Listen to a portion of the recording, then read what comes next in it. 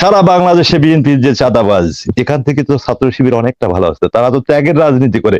একটা ক্ষেত্রে আজকে একটা ঘাটতি দেখলাম, এখানে হয়তো একটা ছাত্র শিবিরের কাউকে আনা উচিত ছিল। উনিও এদের কথাগুলো ডিপেন্ড করতে পারতো। আমরা জনগণ ভাই, আমরা সত্য কথা বলতে দ্বিধাবোধ করি না, কারণ আমরা দেশকে ভালোবাসি। সবার আগে দেশ, এরপর আমাদের রাজনীতি।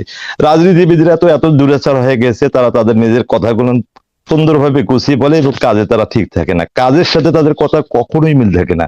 কেন রে ভাই চাঁদাবাজ করতে হবে বিএনপিদের? কিসের জন্য সারা বাংলাদেশে একটা বিব্রত অবস্থায় আমরা দাঁড় হয়েছি? সারা বাংলাদেশে বিএনপির যে চাঁদাবাজ, এখান থেকে তো ছাত্র শিবির অনেকটা ভালো আছে। তারা তো ত্যাগের রাজনীতি করে। তারা তো কাউকে কিছু বলে না রে ভাই, আপনাদের মতো এরকম মিথ্যা কথাও বলে না। তারা সাজিয়ে গুজিয়ে মিথ্যাকে ধারণ করে না। তাদের মূল জায়গাটা ওকে, হচ্ছে সত্য বলার জন্য চেষ্টা করা।